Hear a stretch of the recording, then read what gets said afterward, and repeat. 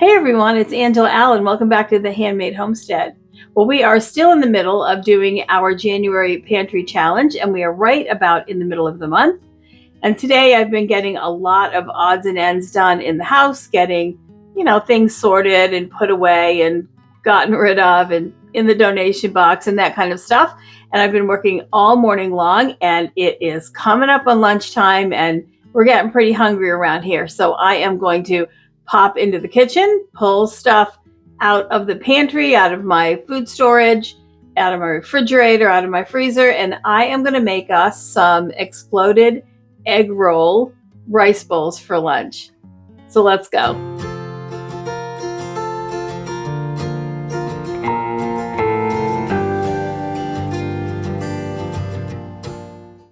Let's start out by getting our rice in the rice cooker and cooking. You can use whatever method works best for you, but whatever method you do choose, please rinse your rice. No matter where your rice comes from in the world, most likely it does contain higher levels of arsenic, so please rinse it off before eating it. And let's get the rest of our ingredients prepped. This is a super easy bowl to make. So we've got some carrots. I've already washed them. I am not going to peel them. Some peppers that are looking pretty sad from being in the refrigerator. Some leftover cabbage I've been using for the last couple of days, and some ham I defrosted from my freezer. So we are going to grate the carrot and the cabbage up fine. We're going for looking like the inside of an egg roll filling. That's what's going to be on top of our rice. So everything you'd put in the egg roll can go in this, and you can use your imagination. For me, I don't have a lot of fresh staples left since we're doing the pantry challenge, but I do have plenty of carrots still. This is the rest of the cabbage I have in the house, and those peppers are kind of sad looking, but they will definitely do. Here's a hint for you. When you're grating your cabbage, if you choose to hand grate it over cutting it, make sure the leaves are facing away from you and stroke down with the cabbage, and that will make the leaves go through it a lot easier.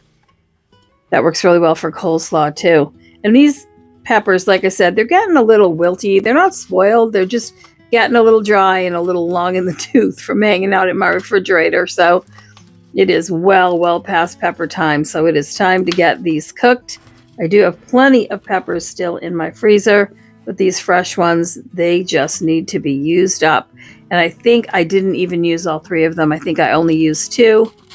This is a last stubby end from my fall celery that I'm measuring out a little bit at a time, because you know how you use celery in everything. And when this is gone, it's gone for this month. So I've been kind of going easy on the celery use. So we're going to get that in the bowl too. And then we're going to dice up some of this ham package.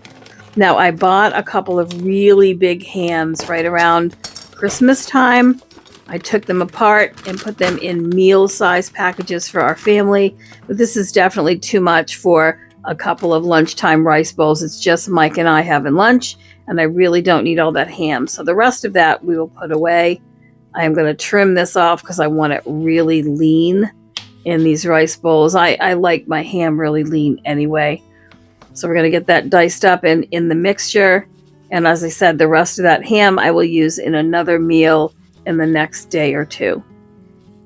Even if it wasn't the pantry challenge, I have a really big thing about not wasting food. We work hard to grow it and to buy it. And the farmer worked hard to raise it. I just try to be respectful of food and not throw it away. But no food goes to waste in our house. If Mike and I aren't eating it, it may or may not be appropriate for our dogs, and whatever's not appropriate for them is almost always appropriate for the chickens.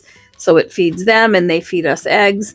And if that's not a good decision, then it goes in the compost pile and it eventually feeds our garden. So there's really no food waste, zero food waste in our family, because there's always a use for food scraps and leftovers. I'm going to put the rest of those ham slices right into a glass container into the fridge, and that will keep them just fine till we use them. And I'll use them in the next day or two for something.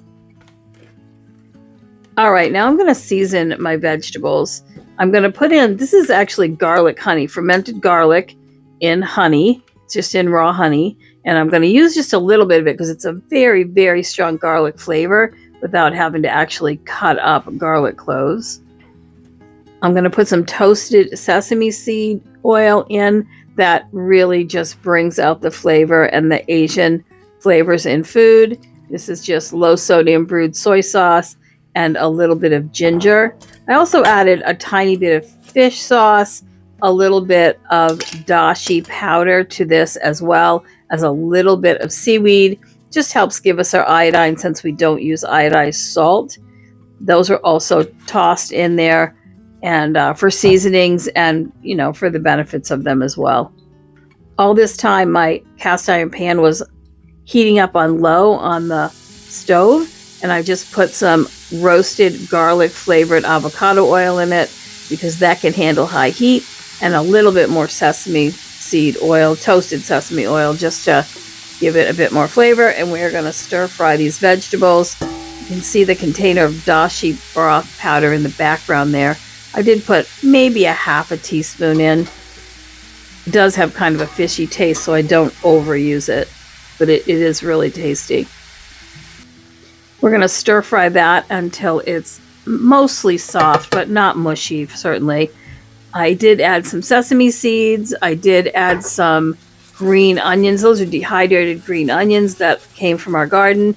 And I also added a handful of what I call soup greens. Soup greens are something that I dehydrate every spring, summer, and fall as the greens start growing in the garden.